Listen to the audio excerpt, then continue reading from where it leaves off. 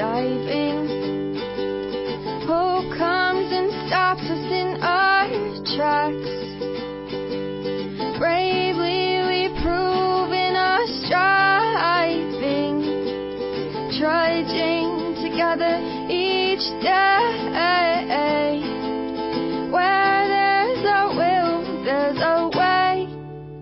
Welcome back, everybody, to Dragonflower Recovery. As you know, we are a Trudging Together podcast. My name is Mandi, and always with me is my trusted friend, Bobbi. Say hello, Bobbi. Hi, everyone. Welcome. Together, we're here to share the experience, strength, and hope in our own personal recovery journeys. And we hope to inspire others and help others share. We have lots of common interests, and we have lots of courage. So together, we do not represent any one recovery program, but we share in multiple 12-step programs because we have so much healing to do and so much to work on all the time. Thank you so much, everyone, for joining us today. Today, we're going to do something fun.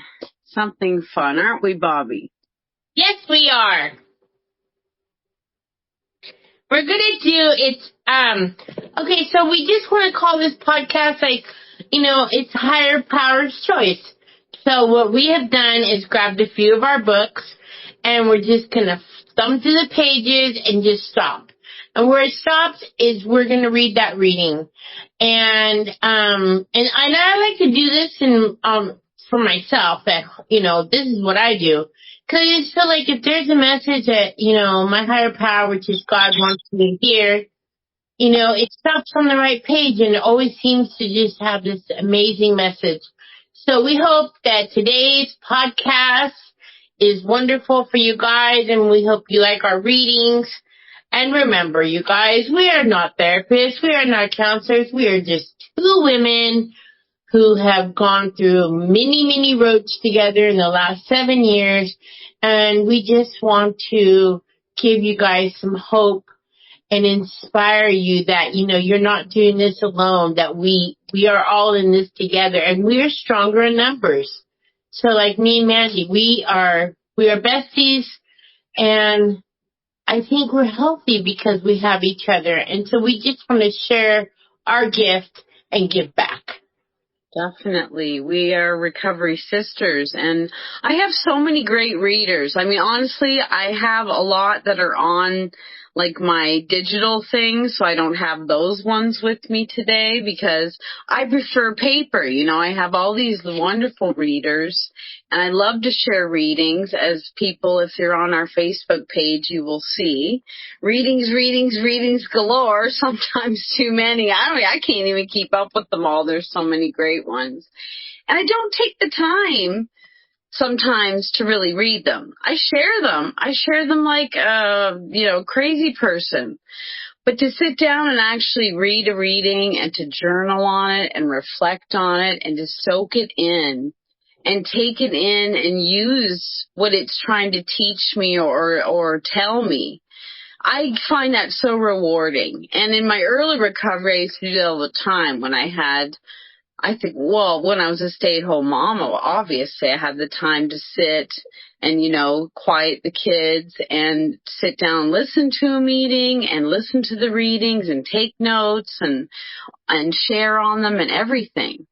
But now that I don't have it, I'm so glad that you got this idea for this our episode today, because I've been to meetings where it's been Higher Power's Choice, and it's so much fun because you don't know what to expect. They're like, okay, well, I have all these books, pick a number and pick the book, and then someone picks a page number or something, or they just flip and they just, pull open the first page that stops or the page that opens most. So, Bobbi, would you like to do our first reading for everybody today? Okay, I will do that. Okay, so this is The Promise of a New Day. It's a book of daily meditations, and it is by Karen Cassie and Martha Danberg. I'm probably saying it wrong. So, and it's Hazelden Meditations. So, here we go, folks. Okay. So, I stopped on July 21st. All right. Okay, and this is, so remember you guys, we represent all recovery. And we're all healing in different levels, so it's kind of funny where I stopped. It says grief can take care of itself, but it gets, sorry guys, my eyes are really dry.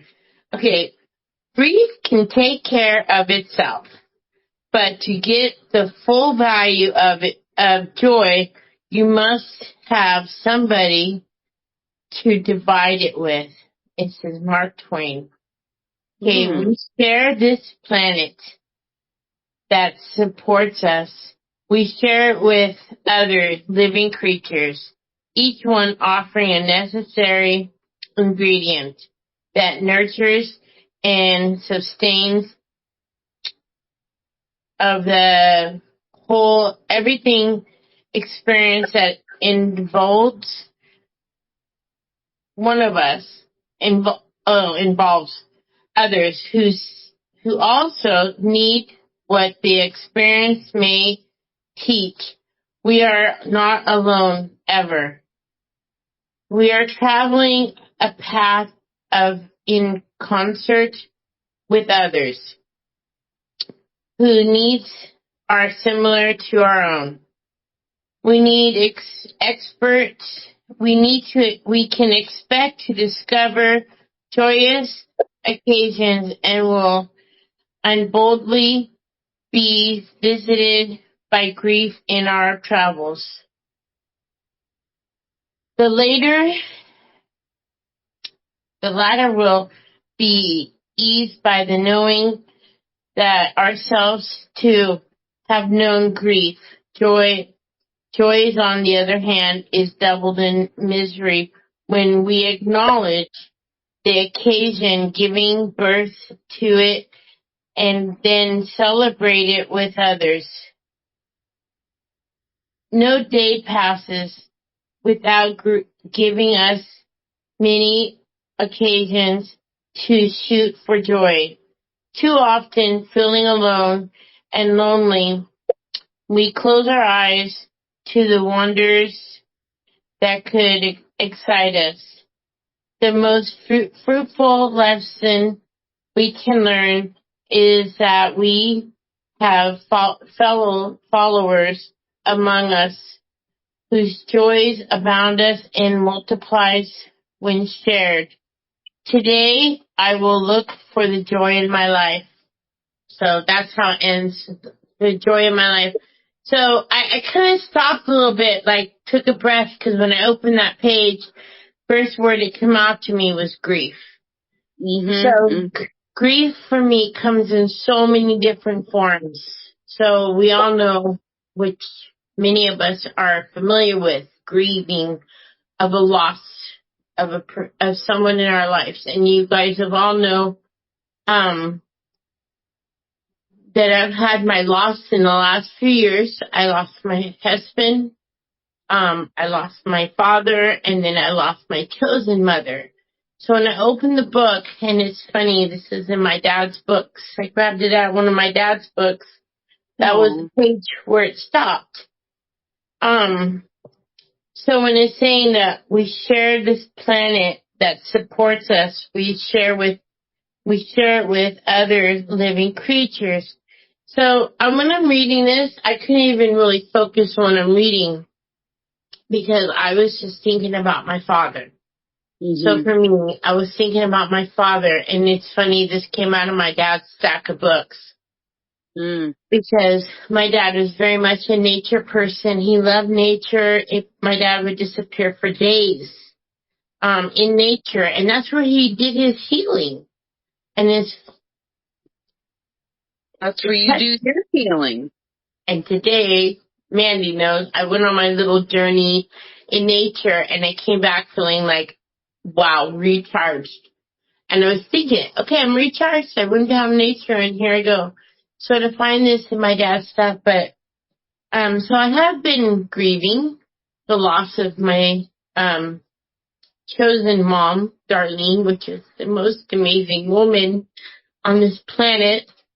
And I don't know why, but losing her was probably the hardest.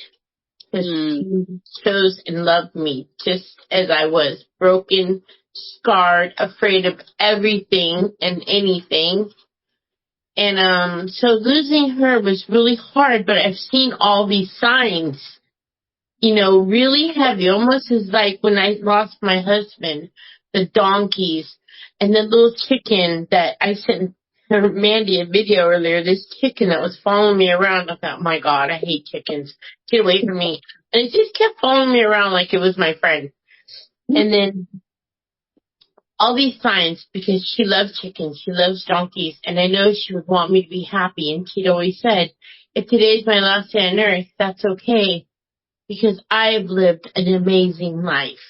And she'd been in the program for 30 some odd years, and she saved so many lives. My dad's 44 years, saved so many lives. My husband, 2 years. So I would be selfish to say I would want any of them back here on earth, because they've done so much work, and each of them had to go when they needed to go. So when I see this at the end, it says, today I will look for joy in my life. So even though they are gone, they're not gone, because I keep getting all these signs. And I think I said to Mandy earlier, the shift, there's some sort of shift getting ready to happen. And so that's the obvious grieving. So what's the other kind of grieving?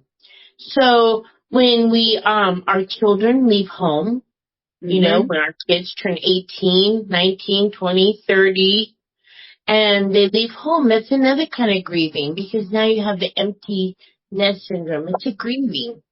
A divorce, it's grieving. When our children, and I'm going to let Mandy take it up from here. So the grieving of change, so we go through all these programs, we have all these amazing tools, but you know what? We still have feelings, we still have emotions, and our emotions take us, on just like that, a snap of the finger, all of a sudden you'll have that old feeling back of helplessness, and you're grieving, like when you have to hand your children over to someone else, even if it's for a day.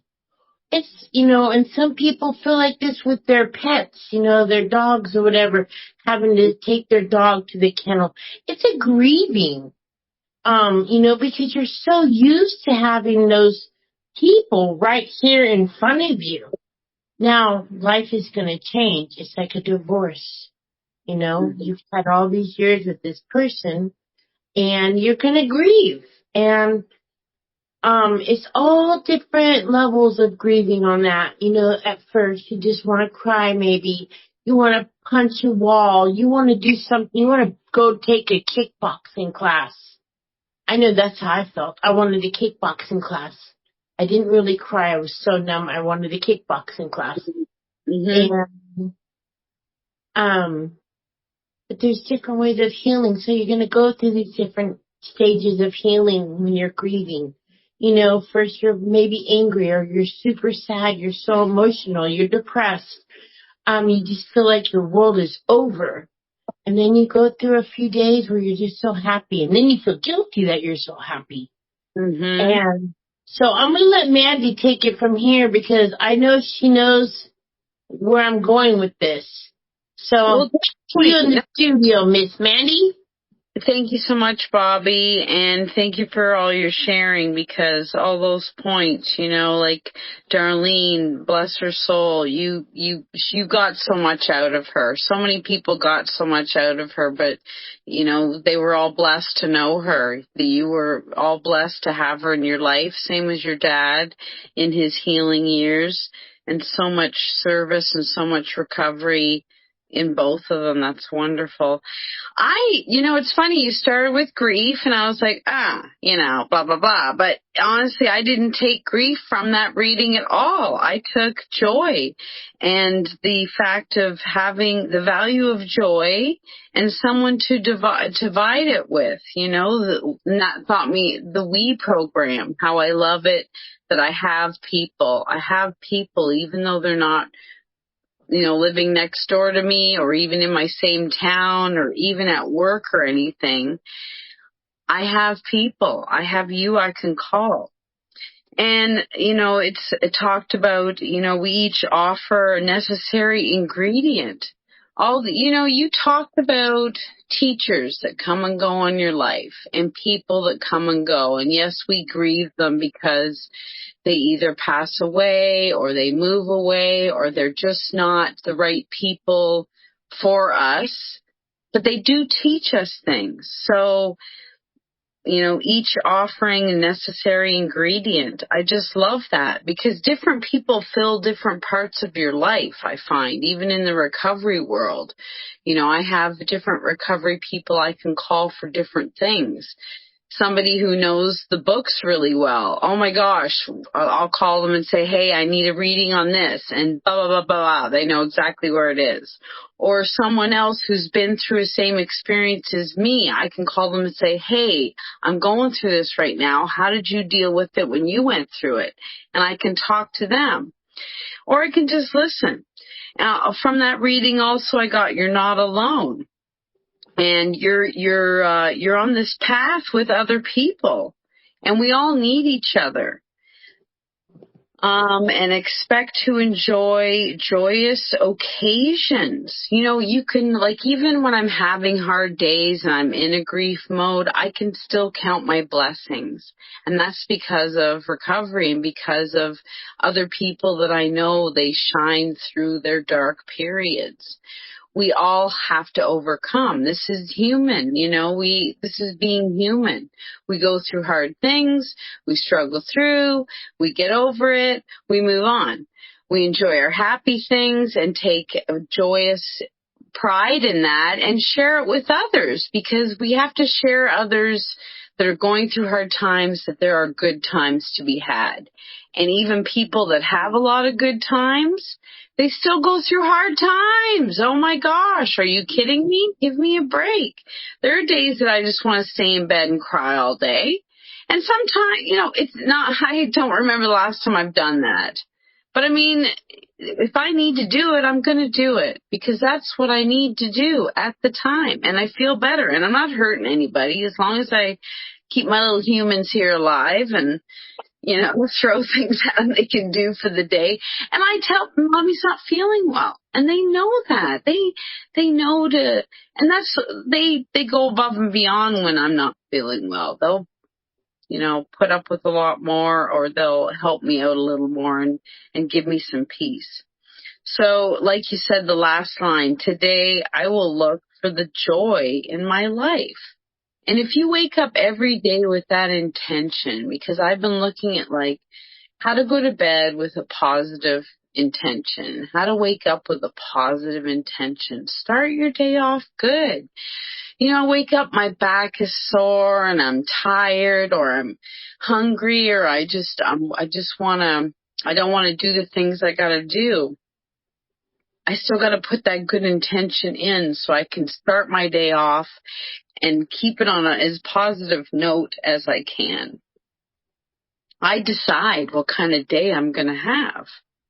But I do have to go through grief. We all have to go through our grieving period for sure. Because it's an important feeling. It's important to go through those stages of grief and to work through them. And what a great reading. Thank you so much, Bobbi. You had so much to share on that. That was really great.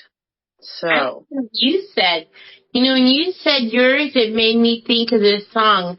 I woke up this morning feeling grateful. Yeah, grateful. I just feel grateful. I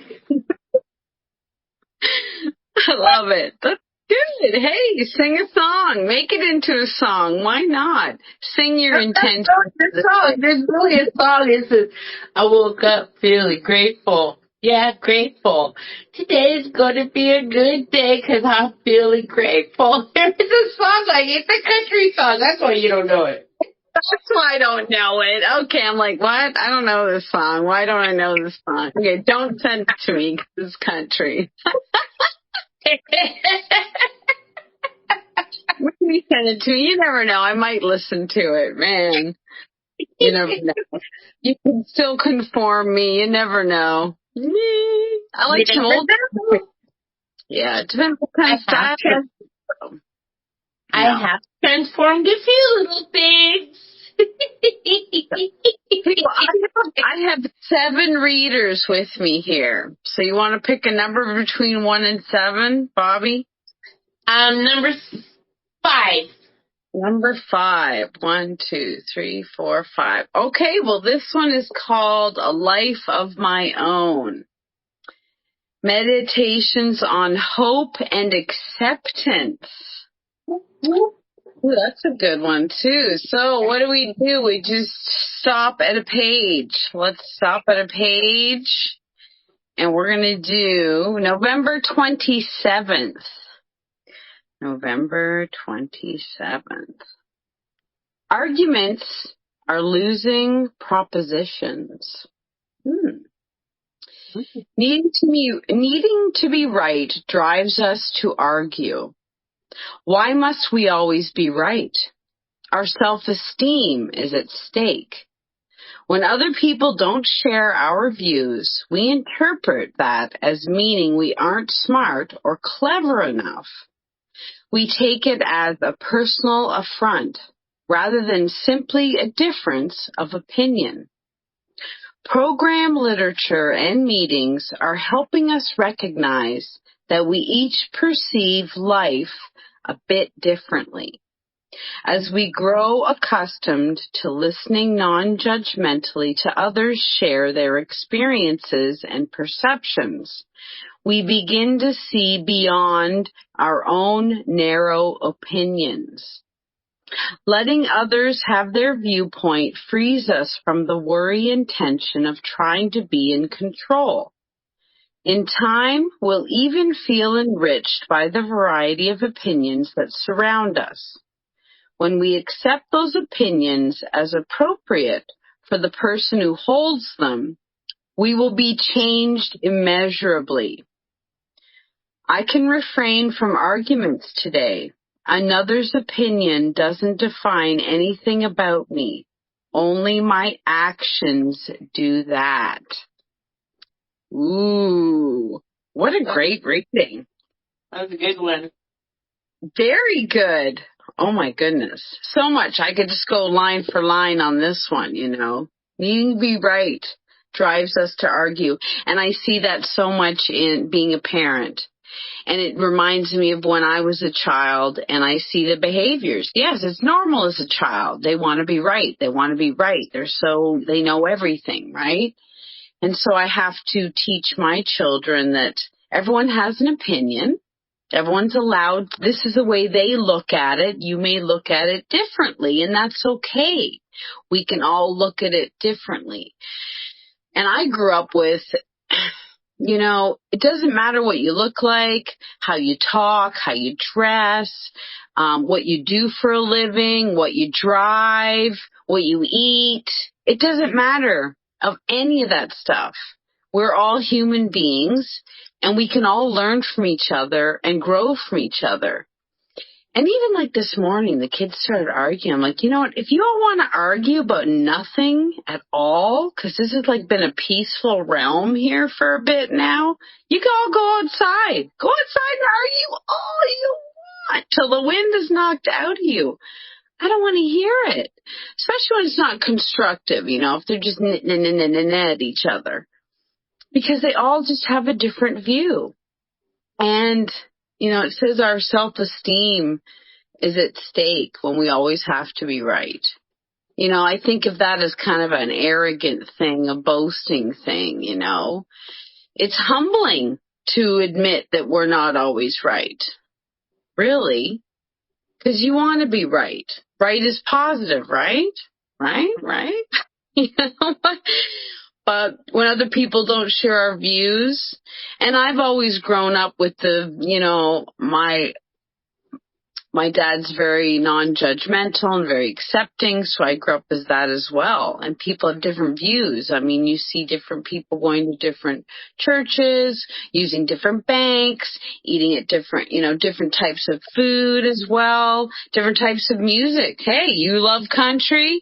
I don't. Hey, I accept you for who you are. I don't love you any less, Bobbi. I don't love you any less at all.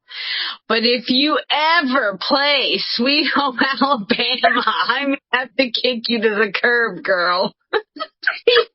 I have boundaries, I do have boundaries.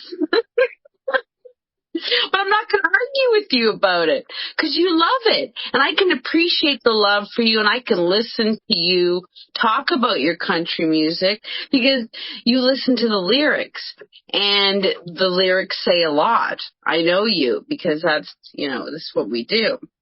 Just like we're taking these readings, And it is hard to accept other people's opinions when they differ from your own, but it's acceptance. You just accept. Don't take it personally. Not everyone has everybody else's view. Okay, hello, we all know that. We're not robots. That's what makes us unique. That's what makes us connect. That's what makes us learn from each other and teach each other or avoid each other. It just depends. So, yeah, really good reading. Was there anything you wanted to share on that? I really just love that reading. And, and I think I'm going to have to just go through time a little bit. So before recovery, and even as much as maybe a couple years ago, I was such a right fighter. I was not a fun person to work with. And we just were talking about this at work the other day. One of the girls, and she and I are the best of friends now, but she'd say, oh, you don't know what Bobbi was like when I first came here. She was horrible. And I was a horrible person to work with because I had to be right. I wanted to be right, and I don't care about your opinion. I was right.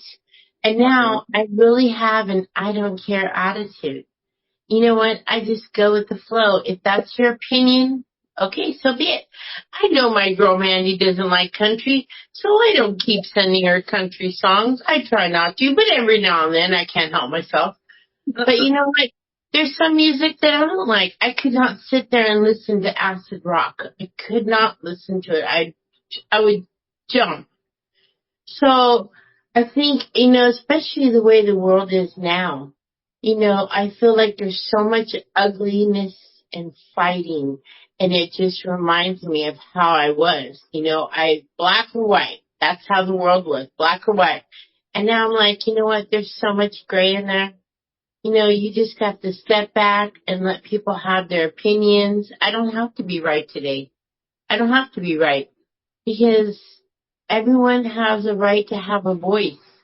And so if I tell you, Mandy, you must like country music, I'm taking away my girl's voice. I don't want to do that. I don't want it. So when we're talking about these books and these recovery, we're not just talking about here in the podcast or in a meeting, but we have to take all these tools into the real world. We have to leave our houses where it's not as, our padded little walls. We have to leave our padded walls and go out in the real world and take these tools. And by taking all these tools with me, I don't have to be right. Guess what? I'm like a fun person to work with now. People like working with me. And I can still make amends for how I used to be. And when you hear people arguing about politics, some people, they just want to argue. You know what? If it means that much to you, you just go ahead and say whatever you want to say. It doesn't mean I have to listen. I can politely walk away. And so I love that reading, Miss Mandy. I absolutely love it. Go for another one. All right, let's see. Well, let's just pick one. All right, let's pick one of these. Let's see. Oh, we gotta pick something good. Here we go. Believing in myself. Daily meditations for healing and building self-esteem. This is always a really good book, too. So, I don't know. Let's see. All right. April 30th. Let's see what we got on April 30th. What's going on? 2 things are bad for the heart. Running uphill and running down people. Bernard Gimble. Trashing others as a harmless form of amusement is a nasty habit. But it's common enough to prop ourselves up by putting others people down. No doubt it's the major sport in most workplaces. Unfortunately, people bashing is a sport that injures the self-esteem of everyone who plays it. This is so for a couple of reasons. The first is the psychological axiom that the mind always moves toward its dominant thought. To run down people, we must first stoke our minds with negative thoughts. Those thoughts are then translated into cutting words. But the very act of inviting and hosting negative thoughts cuts into ourselves first. Before we even say a word, we've done damage. The second reason we are hurt when we run people down is that we weaken any possibility of forming a bond of community with them. Self-esteem is based on a membership in a community of some sort. It's fostered by people who care, people we can count on, people whose smiles tell us they are glad to see us. Habitually running down people makes us poor, untrustworthy candidates for membership in such a community. Far better for health, mental as well as spiritual, to grow from the exercise of lifting others up. Healthy people don't make sport of other people's flaws. Woohoo! What a great reading. Man, you and I talk about this a lot. We talk about this a lot. You know, hanging out with people that bring you up, watching movies that bring you up, reading material that brings you up. You know, you decide whatever you put around you, whatever you surround yourself with, that's what's going to be inside of you. That's what you think of. That's what you sleep, and that's what you permeate out to the world. I know there are some things that you can block against. You know, I choose not to watch the news. Because to me, the news is very depressing. It's just fear-mongering and people fighting and political wars and wars and, you know, just, I like to watch like a good people news. Things that are good for my heart. I love it. Running uphill and running down people. Now, I don't run uphill. I probably should exercise, though, because it is good for your heart. I don't know why I would say this. Actually, running is good for your heart. But trashing other people? No. Oh, my gosh. And that's something that's great to know because I have to teach my kids, you know, be kind to people. You don't know what they're going through. Even bullies. You know, my kids have experienced bullies already. And I said, you know, don't take it personal. They'll bully anybody. And you don't know what's happening at their place. And you don't need to bully back. You don't have to accept their behavior and tell them this is not very nice. It's very hurtful towards me. I don't appreciate how you're talking. I'm not going to listen. And you can walk away. You don't have to be mean about it. But yeah, that's not bringing people up. I was bullied for so long, most of my life in school. And it's it affects you big time. And even being around gossiping people that gossip and, oh, their clothes, look how they dress, and making fun of people. Oh my goodness, that is such a accepted form of bullying and has been for so long. You know, just, oh, I'm just joking, you know, or being sarcastic. I grew up with a lot of sarcasm in my house, and they were not funny all the time at all. Some sarcasm can be funny, but some isn't.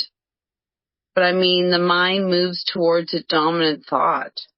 Just like I said before, waking up with that positive thought in your head. Why wake up with a negative thought? You're already starting your day off in darkness. Wake up with a positive thought. Watch a funny video. Listen to a country song if that's your thing. You know? Wake up and run up that hill if that's what you really want to do. I ain't running up a hill when I get up, that's for sure. I got 3 kids to chase out the door, so that's enough running for me. And I try to make it positive. I try not to let it get me down because it's tiring. It's a lot of work, and it's not always fun. It's not always fun. But we could try and make things more fun, really, and that's what we do in my program, the Inner Child. You want to play and have fun in your life. You have to learn to play and have fun in your life. You know, try things you don't normally do and bring others up. The other day I was just like, you know, I like to people watch. You throw a compliment out there, you see people brighten up. You know, it does not hurt to just compliment someone. Oh, wow, your hair looks fabulous. You know, oh, I like that skirt. That's a really nice skirt. I mean, it's not even complimenting the person. It's just saying something nice to someone and brightening up maybe a day that they're having bad thoughts themselves. And just that one little remark to someone, just a stranger on the street, in the grocery store, at the park, whatever. It doesn't hurt to just say, hey, you know, I noticed you. You know, you've been seen. And that's the thing. People, they disappear and they isolate because they don't feel seen. Because when they are seen, it's not harmless amusement, trashing other people. It's not harmless at all. You know, I was bullied for so long. My clothes were made fun of. My hair was made fun of. I couldn't be myself. I was being told that being myself was wrong and unacceptable. And that right there just kills your self-esteem, kills your self-love. What self-love am I going to develop from growing up around that or having that around me in school? And having that around, it mentions the workplace, right? Lots of gossip goes on at workplace. Oh, and competition. We're all here to work for the same company. Why are we competing? Let's work together. Let's solve these. I even see it in my own workplace even today. There's a couple people that don't get along, and I see why they don't get along. And I just try to get along with everybody, you know. I'm not tattling on anybody. I'm not, you know, making anyone look bad. I just want the company to do well. And we need to work together to do that. Same with recovery. You know, I don't work well with people who just stay so negative in their recovery. You know, day here, day there. Yeah, I get negative. You get negative. We have our negative moments, our negative days, our negative situations that happen in our lives. We lose people. We're struggling financially. We're dealing with kid problems, whatever. We get through it together, and we don't bring each other down to do it. Because I don't need to bring people down to make myself feel better. I need to bring myself up and others up to make myself feel better. I like it. I like this one a lot. And you know what it's going to come out of my mouth, Mandi. Happy people do not put you down. Mm-hmm. Happy people will lift you up. So I think this is that phrase, it's all recovery, all God in my life. Because I used to be one of those people that would put you down. Because why? I was going home at night and I was getting put down. So it was like a cycle, you know, it's a nasty cycle. Kids get abused at school and then they get abused at home, they go to school and they be abused and they're the bullies. So if you start your day, like, there's certain people you just know. If they're not healthy, they're not having a healthy conversation, just use the other entrance. Don't use that entrance today.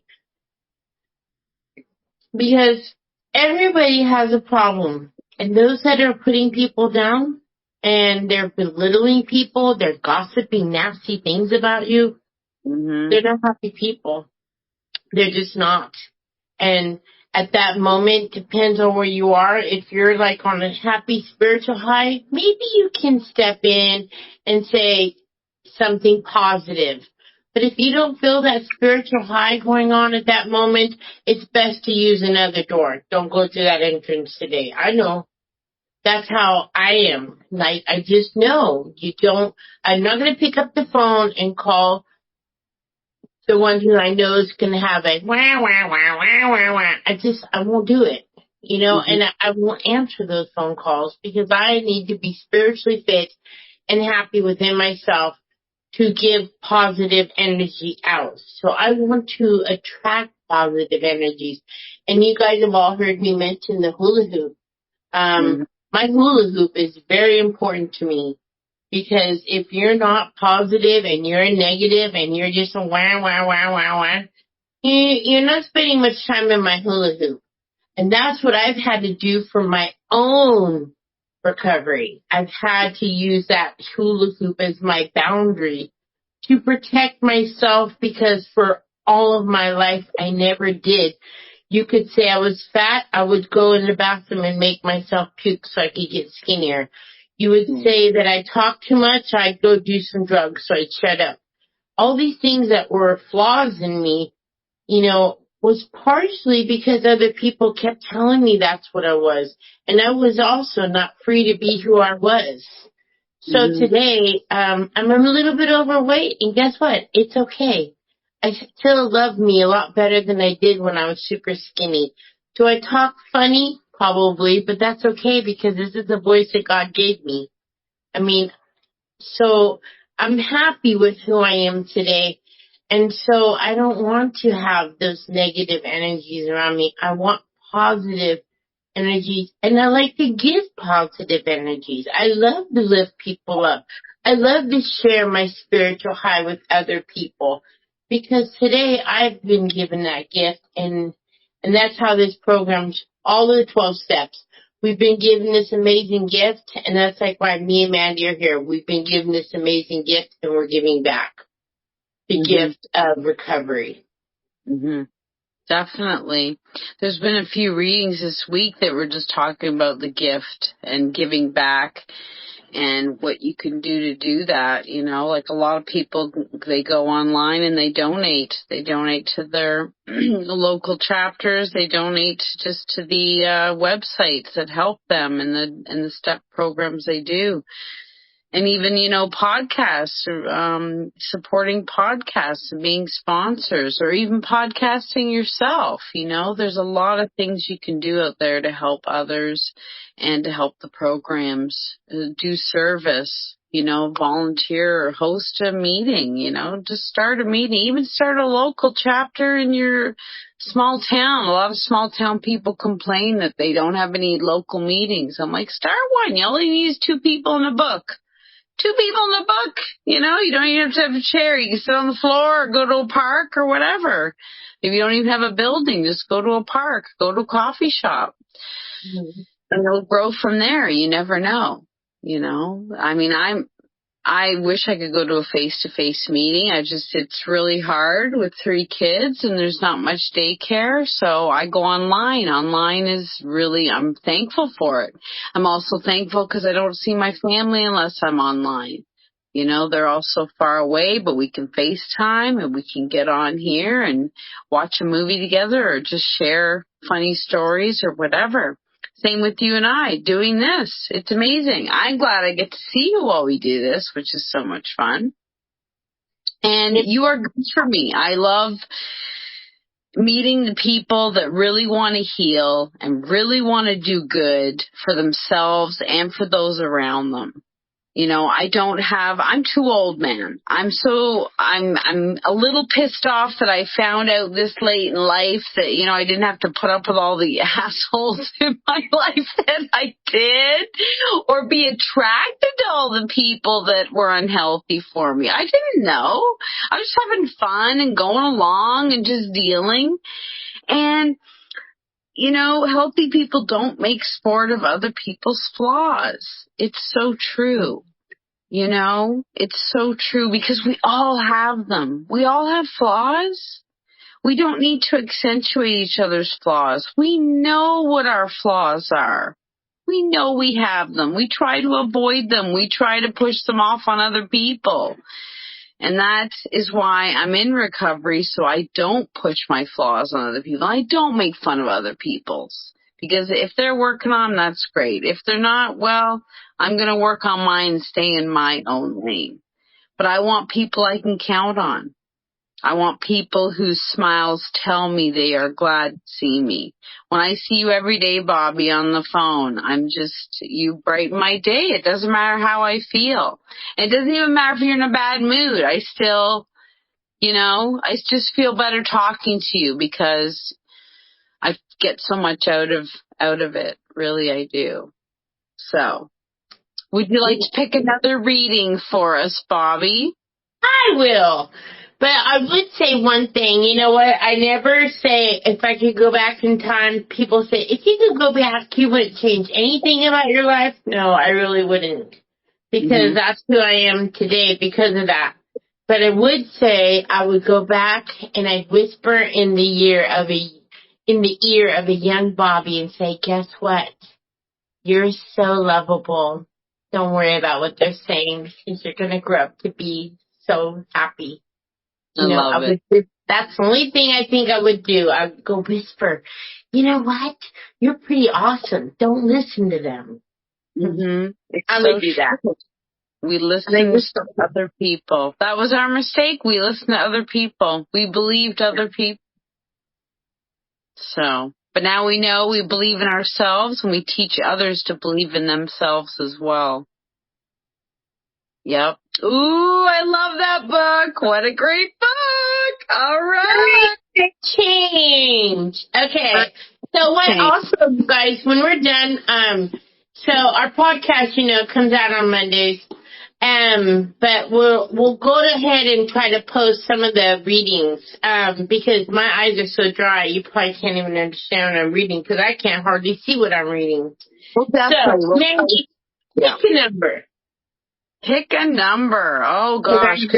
Pages in there. So, let's pick 210.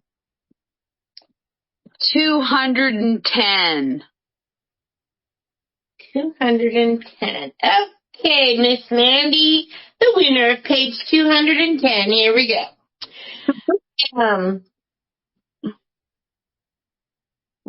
A stone cutter may strike a rock 99 times with no apparent effect, not even a crack on the surface. Yet, with the 100th blow, the rock splits in two. It was not the final blow that did the trick, but it was all that had gone before. The same is true of Al-Anon recovery. Perhaps I am working on accepting that alcoholism is a disease, or learning to detach, or struggling with self-pity. I may pursue a goal for months without obvious results and become convinced that I am wasting my time. But if I continue going to meetings, sharing about my struggle, taking it one day at a time, and being patient with myself, I may awaken to find that I have changed, seemingly overnight. Suddenly, I have the acceptance, detachment, or serenity I have been seeking. The results had revealed themselves abruptly, but I know that all those months of faith and hard work made the changes possible. Today's reminder. We are often reminded to keep coming back. Today I will remember that this does not only apply to meetings, but to learning the new attitude and behaviors that are the long-term benefits of Al-Anon recovery. I may not see the results today, but I can trust that I'm making progress. Try to be patient with yourself and your family. It took a long time for the disease of alcoholism to affect each and every one, and it may take a long time for everyone to recover. Wow, Mandi, all of these readings, this is a higher power meeting podcast if ever, because you know what? I love that reading. I love it. And so for everyone out there, I am AA too. And on Tuesday, August 1st, will be 3 years. 3 years for me. I have not had a drink. I have only, when I had my surgery, minimized with the medications, and it was controlled by my niece, which I asked. Those are the tools I did different this time. Mm-hmm. So that's an exciting moment for me. This is like today, because I know today, 3 years ago, was my bottom. I wanted it done. So, because I didn't see the results. My original sober date was June 23rd, 2018, but I wasn't seeing the results. I wanted them right now. Now. I went to 10 meetings a day, 20 meetings a day. I read all the books. I was going to Al-Anon, going to Nar-Anon, going to AA, all of this, but where was my results? God, I want them right now. Guess what? What did I do wrong? I wanted them right now, not in God's time, in Bobbi's time. I was my own higher power back then. So the last 3 years, my higher power is God, not Bobbi. I'm no longer my own higher power. So I've learned patience. I've learned to have patience and trusting God's time, not my time. And I was just doing this earlier. I think I sent you the video, Mandi, that I was so proud. What have I done different in the last 3 years with Al-Anon? Because yes, even though my husband is gone, Al-Anon still plays a very big role in my life. Because my son and other people in my life with addiction and alcohol and drugs, all of those play a role in my life. So what do I do different now? I have patience, and I said this to Mandi. The funniest thing is I've learned at work. There's a stupid door at work, and it never opens the first time around. And I'll sit there, jam the key, and it doesn't open. So then I just start saying, okay, patience and tolerance. And then I try it again. Gently put the key in and turn it. That stupid door has taught me more about patience and tolerance. Because every time I say that, the door opens up. And that's in all areas of my life. When I want it right now, and I'm rushing. But that's not how this works. You know, and it's just like the reading says. It wasn't the first 99 pounds with the hammer. It was the 100. All of a sudden, it just seems to just happen. There it is. We've turned from this cocoon into these beautiful butterflies. And it's like, wow, where did that happen? Like you wake up one morning and there you're this beautiful butterfly or beautiful dragonfly. Just so beautiful. Where did this happen? Like overnight in our sleep? No, it's been a work in progress. In God's time, He gave us a little bit of this, a little bit. It's like making the perfect cake. If you just pour it all in at once and just empty the bags, I don't really know how to bake, but Mandi could explain it better. You're going to have a shit cake. That's what you end with, a shit cake.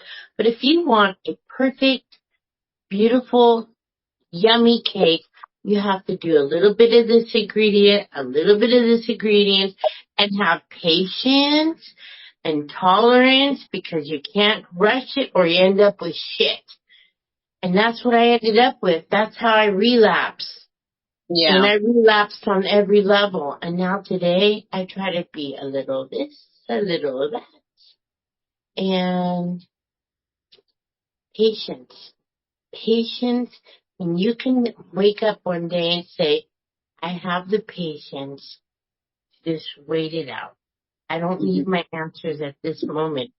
That's when you know all of a sudden that cocoon has sprung wings and you've become a beautiful butterfly. Mm-hmm. That's all I got. Back to you, Miss Mandy. Hey, My no, little that's dragonfly. patience, and also I will say practice. Because like this reading said, and it's funny, as soon as you start the first line, I'm like, I know this reading. I know this reading. Because 7 years of Al-Anon, I've heard this reading.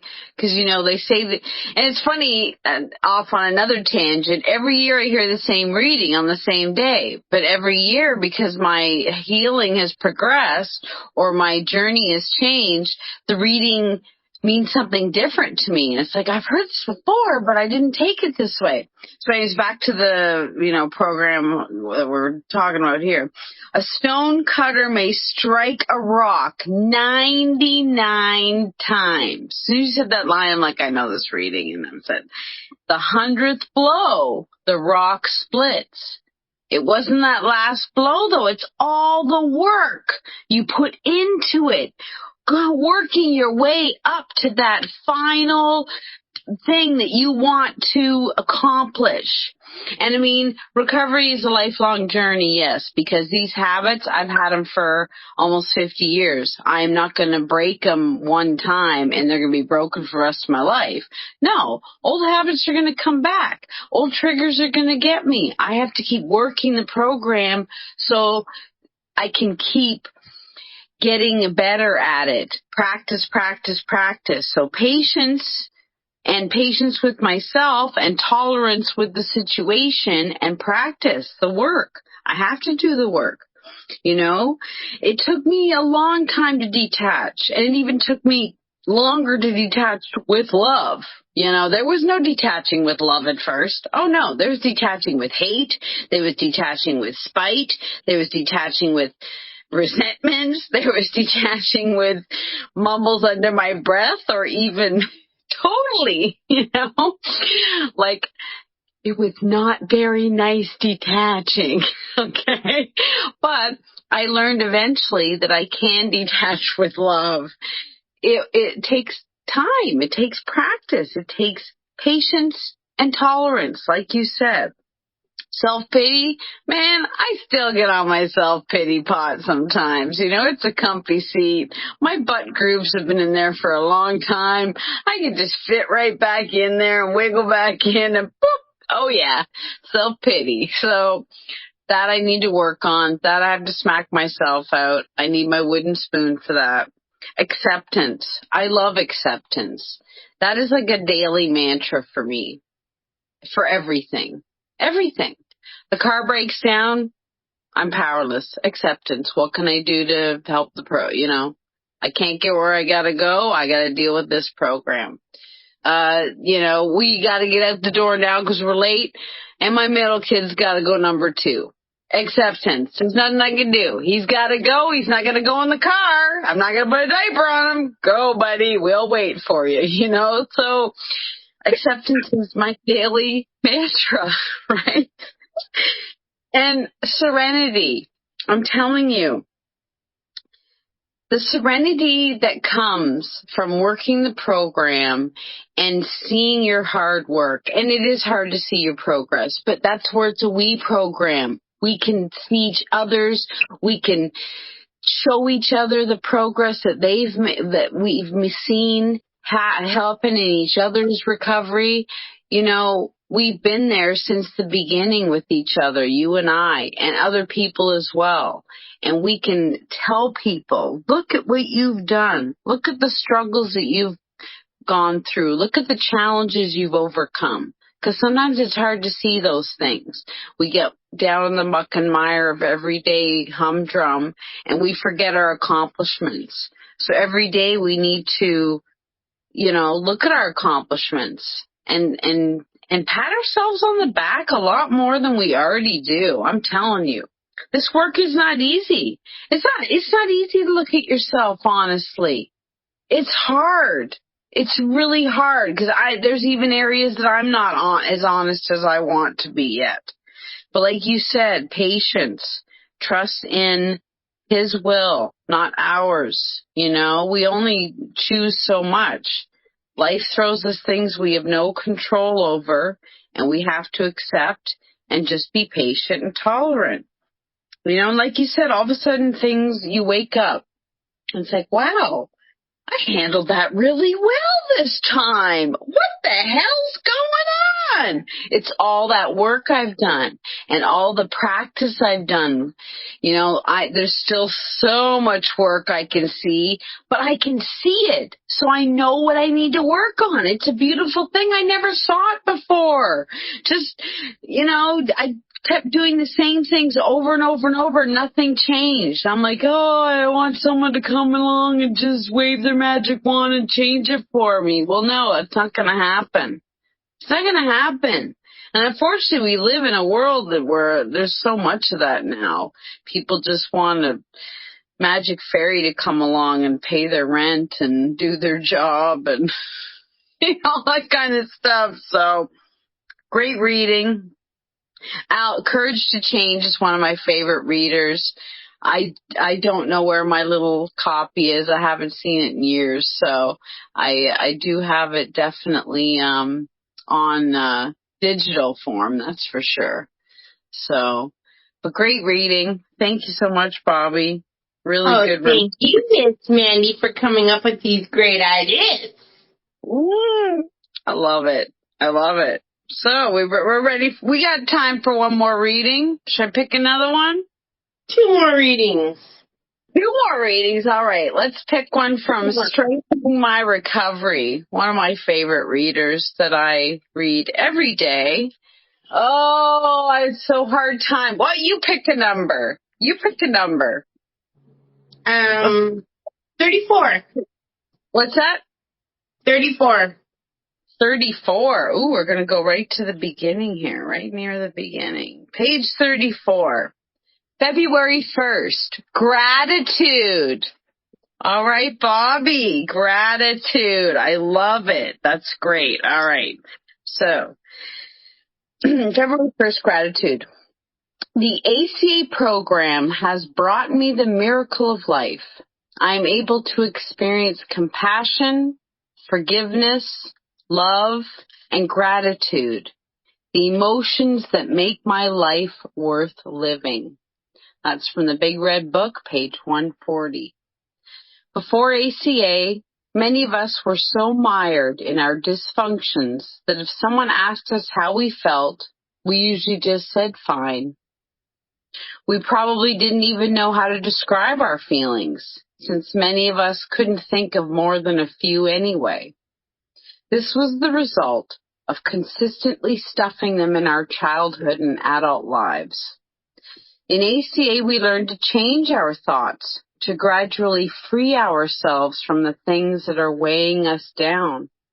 We see that the sky is often a beautiful blue. It's not always cloudy.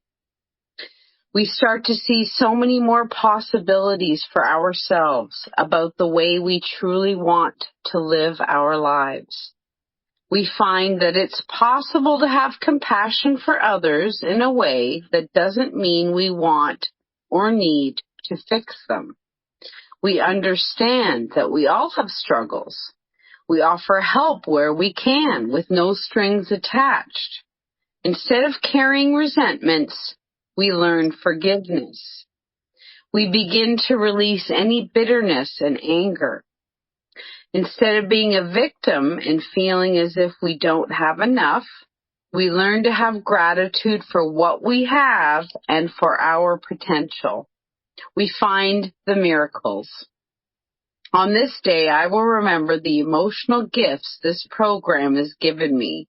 And with gratitude, I promise to continue to open myself up to life's possibilities through ACA. Great reading. Great reading. Gratitude's always a great topic. And talking about emotions, you know, because I'm a very emotional person. I have a lot of feelings all the time about even just one topic. Pick like one thing, and I have so many emotions about that one thing. And I didn't understand what those feelings were, like the name of them, or what they meant, or what I could do with them until recovery. Now I can name them. I can figure out what I'm feeling. I can put a name to it. And I can do exercises to help me work through that emotion or feeling and let it go. And I'm very grateful for that. You know, we learn to change our thoughts. We grow up with this dysfunction or alcoholism or, and we've got these survival traits that we've learned. And our thoughts have altered to, protect ourselves from harm, from physical harm, emotional harm, spiritual harm, whatever, So now we have to learn to change our thoughts. We have to unlearn our survival traits. We have to unlearn these ways of thinking because they were wrong. We didn't know any better. We just did what we could to survive. So now we have to free ourselves from the things that are weighing us down. And that's what we do in ACA. We look at our childhood traumas. We talk about them.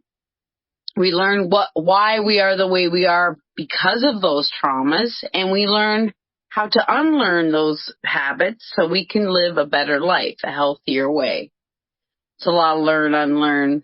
Sounds kind of confusing, but I might even confuse myself with my words sometimes. But it's possible to have compassion for others and not feel the need to fix them and not feel that you are responsible for them either. That's a big thing. I'm grateful for that. I am not responsible for everybody, even my children. Yeah, I'm responsible to keep them alive and, teach them a few things about life so they're not totally blind. But their feelings are their own. Their actions are their own. I can teach them, but I'm not going to I don't feel responsible for them, because I don't have control over them. They're not little robots. They are their own people that make their own decisions. And I'm grateful for that. I don't want them to be little robots of me. I don't want them to do the things all that I missed out or, I couldn't do that, so they need to. No, they make their decisions what they want to do. My son likes football. I can't stand it. He wants to do it. He loves it. It makes him happy. I'm going to support him no matter what. I liked track. I wanted him to kind of do track. He's not into it. I'm not going to force him. I've watched people force their kids to do stuff that they don't want to do. I mean, I'll even say I've been forced to do stuff that I didn't want to do either. And I won't do that to my children. I've just learned that it's not beneficial. I want them to be able to do what interests them. I want to be able to do what I want to do. That's the freedom I have and the freedom I want to give my children and the freedom I think everybody should have. As long as you're not hurting other people, you should be able to do what you want to do. So, no strings attached, right? And instead of carrying resentments, we learn forgiveness. And there's a lot of things here I still work on as well. What about you, Bobbi? I love that. I love all the ones you picked today. They were pretty awesome. And this one, to forgive those in our childhood. They didn't have any tools. Our mom and dads, they weren't, you need a license to drive, a license to have a dog, a license for all these things, but you don't need a license to be a parent. And you don't need a license to be a brother or a sister. So where's all the tools? Where do you learn on this? It's all hands-on. So all the things that we went through, and I went through quite a bit of humiliation when I was a kid. So, but what tools did my mom have? She had no tools. She did the best she could. Maybe, like shaming. And I think I carried a few of those traits of hers into my adulthood with my children of like, well, if I embarrass you enough, because you're shy, then maybe you won't be shy. Well, that was the wrong approach. That was not a healthy approach. And now today I know. I forgive her. I forgive my mother. I forgive those because they didn't know. I don't really truly think somebody, I mean, there's a special place in hell for someone that causes a child, harm. That causes them harm. And, but I don't think people intentionally try, parents try to intentionally, for the most part, cause their children harm. They just didn't have any tools. So today I can forgive. I hope my kids have forgiven me. I truly do, because I try to be the best person. At what age did I learn that, trying to humiliate you to be a better person wasn't going to work? Probably a few years ago. The sarcasm, that doesn't help somebody heal. So I have to forgive those who have done it to me, because in order to forgive them, I was able to forgive myself for being that same person. And now playing it forward, giving these tools to my children, to people in my tribe, in my group, to use these positive tools to forgiving is far more gracious than to hate someone. Because today, I mean, the person that I thought I would hate for all my life that caused one of my children harm, I can't hate them. I have to feel bad because I know that they were not healthy. So, and that's removing the resentments. And this is, I think it goes back to the other reading. It doesn't happen in one day. It took me several years, and I still didn't know until the time came if I had the right tools, that when I had to see this person, I wasn't going to go and lose my shit. But I didn't. I mean, God's words were coming out of my mouth. I think he just put some, sprinkled me with some happy dust, because I didn't have an angry bone in my body. That's the only way I can describe it. If that was not a God moment, I don't know what was. I had no anger, no fear, all these things I've had for years. I was able to forgive, and that's his program. So it doesn't happen in a minute. It doesn't happen in a day. It takes time, takes hard work to be able to forgive those, even the ones that have, for me, the one who raped me. I forgive them, because a sick person would do something like that. They're sick too. Yeah. And am I going to forget it? No, but I forgive them. I have to forgive them, or I'm never going to be in peace. And we don't forgive other people just to forgive them. We forgive so we can heal. So that's what I got from that, Miss Mandi. Back to you in the studio, and you're right. We might not have enough time, but we could read one fast one and close it up with that. We could do a little fast when we could, but also I'll share a little more, because you mentioned resentments, and I thought about bitterness, and the only bitterness that hurts is the one we're hurting ourselves with. Holding resentments and not forgiving others, they're not hurting. It's not doing anything to them. And I think we're mad at other people. We want them to hurt like we're hurting. Well, instead, we need to just work at letting it go. Letting it go. The things we can't control. We cannot control other people's behaviors. We cannot control what other people say. But we can choose to not be around those people. We can choose to tell them your words are unacceptable and they hurt me and I don't want to listen to them anymore. And you can put up your boundaries. Boundaries are not easy. They're really hard. And I go to CODA parenting meetings, because I have a hard time with boundaries with my kids, and there's lots of parents on there that have older kids, because mine are young, like in their 30s, even like your age kids, and they have a hard time having boundaries with them. So it's not just at, it's at every level. We're at every level. And recovery, I've seen people come in their 70s even, and they're just so happy and thankful. And, I wish we could learn all these things that we love in our life earlier in life. But, hey, we got to take it when we can and use it when we can for the time that we have on this earth. So I'm just going to be thankful instead of, oh, I wish, and sitting in that pity pot. No. Get off that damn pity pot. Break that damn pity pot. Smash into a million pieces and throw it in the garbage. And don't let anyone else sit on their pity pot too long either. Reach out. You never know when someone needs someone just to text them or give them a call or send them a funny joke or a meme. I randomly go through my phone and pick out an old message. Like, I haven't heard from this person in a long time, and I'll just send them a joke. And they're like, I really needed that today. Thank you so much. And I may not hear back from them again. That time, they were like, yep, I needed this today. Thank you.